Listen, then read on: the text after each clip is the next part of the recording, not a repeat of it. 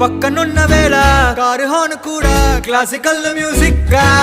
ఈ మండు టెండ కూడా ఏసీ జల్లుతోంది నీ నవ్వులోని మ్యాజిక్ గా టాక్సీ హైర్ చేసి నువ్వు బేరమాడుతుంటే క్యూట్ గుంది బేసిక్ గా